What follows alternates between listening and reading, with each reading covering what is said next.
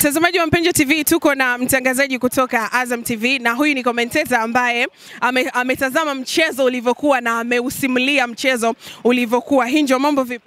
Alhamdulillah, tuko vizuri kabisa. Vipi, umeonaje mchezo? Nafikiri ni moja ya mechi nzuri sana msimu huu kwa upande wa ligi kuu ya NBC, Kagera Sugar dhidi ya Coastal Union. Labda uzuri unatokana na timu kwenye nafasi ambazo zipo. Coastal walikuwa nafasi ya 10 kabla ya mchezo, Kagera walikuwa nafasi ya 14. Kwa walikuwa wanaona Kagera walikuwa kwenye uhitaji mkubwa wa pointi 3 kuvuna pointi ambazo zitawawezesha kupunguza gap na wale ambao wako juu yao ambao ni Pamba kwa sababu walitoa sare jana na Namungo. Kwa hiyo walikuwa wanaiona kabisa njia pekee ya kupunguza gap ni kushinda. Kwa hiyo baada ya mchezo kuwa mkali, unasema hivyo, kwa bao la dakika za usiku kabisa, na hatimaye wakafanikiwa kupata bao la pili kupitia kwa Mohamed Salum. Yeah. Okay, Mohamed Salum amechaguliwa kama man of the match. Kwa jinsi ulivyotazama mechi na umesema it's one of the best matches ambazo zimewahi kuchezwa katika ligi hii ya 2024-2025. Wewe man of the match kwako ni nani? Of course, kama mchezaji ambaye ka perform kwa kiwango kikubwa tangu mwanzo wa mchezo, lakini pia anakwenda kufunga bao muhimu kwa timu kwa sababu ndio goli ambalo limekwenda kutenganisha Kagera na Coastal Union. Mimi binafsi sioni kama kuna mchezaji mwingine tofauti. Amefanya kazi kubwa sana hasa baada ya blanda ambayo alifanya kipa wao Ramadhan Chalamanda kushindwa kamata ule mpira na hatimaye akaenda kudive kwenda kuandika bao la pili. Kwa upande wangu sina utofauti wowote na kamati iliyokaa kumchagua Mohamed Salum Jecha kuweza kumpatia tuzo ya nyota wa mchezo. Okay, umezungumzia swala la nafasi katika msimamo wa ligi. Mbio za ubingwa unazionaje katika michuano hii? Vita bado ni kubwa kama ilivyo kwa watu wa chini, kuona kwa namna gani wanatafuta nafasi ya kusalia ligi kuu. Ndivyo ambavyo pia hata kwenye ligi kuu vita ya kuwania ubingwa ilivyo. Kwa aliye namba 1 Yanga, namba 2 Simba. Mathematically ukikaa ukiangalia Azam nao wana uwezo wa kubeba ubingwa. Kwa hiyo unaona kabisa ni msimu ambao umekuwa mkubwa wenye chachu kubwa sana katika maeneo yote ya kubeba ubingwa na kushuka daraja. Lakini vita ya ubingwa nafikiri unaweza kusema bado kwa kiasi kikubwa kwa sababu ya aina ya point ambazo wamepishana. Simba ana mechi mkononi kwa sababu walikuwa na shughuli ya mechi za kimataifa. Kwa hiyo ana mechi yake mkononi ya kucheza.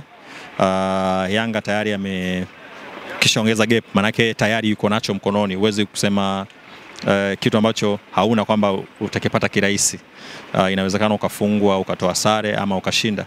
Kwa hiyo tunahesabu hiki ambacho kipo hivi sasa kwamba Yanga ndiye ambaye yuko juu kwa tofauti ya nafikiria pointi 4 kwa sababu ameshinda mechi na ametengeneza ile gap dhidi ya mtani wake. Kwa hiyo so far mbio za ubingwa nafikiri bado zipo katika mstari ambao kila timu inaweza ikafanya vizuri kwa kuweza kuchukua taji la ligi kuu msimu huu.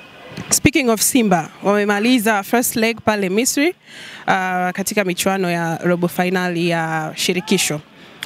Kwa mwenendo wa Simba wanavyocheza na wanavyoutaka mchezo, unadhani wanaweza kutoboa? Nafikiri mkakati ulikuwa mkubwa sana kwa upande wao. Walikwenda mapema Misri siku 4 ama 5 kabla ya mchezo. Cha kwanza kuzoea mazingira, hasa hali ya hewa ambayo wanasema kuna hali ya ubaridi kwa kiasi tofauti na nchini. Kwa hiyo walikwenda kuzoea hali ya hewa ambayo isiwaweke kwenye shida kubwa wakati wa kucheza. Kwa adaptation kwa kawaida ni siku 2 mpaka siku 3 kwa mwili kuweza kuadapt mazingira mapya. Kwa nafikiri walikuwa tayari kuweza kuicheza ile mechi, ndio maana performance yao kwenye ile mechi ilikuwa kubwa. Nafikiri eneo kubwa la kufanyia kazi ni namna gani wanaweza kukamilisha mission yao baada ya kutoka chini, kati na kwenda mbele. On target 7 lakini zote hawajafanikiwa kufunga. Al Masry walitumia on target 2 tu ambazo zote ni mabao. Kwa hiyo nafikiri wanacho cha kukitazama zaidi kwa namna gani wanaweza kuwa na tahadhari katika eneo la ulinzi kwa sababu mchezo waliachiwa wao kucheza na wapinzani walikuwa wakitumia counter attack zaidi kwenda kwenye upande wa Simba.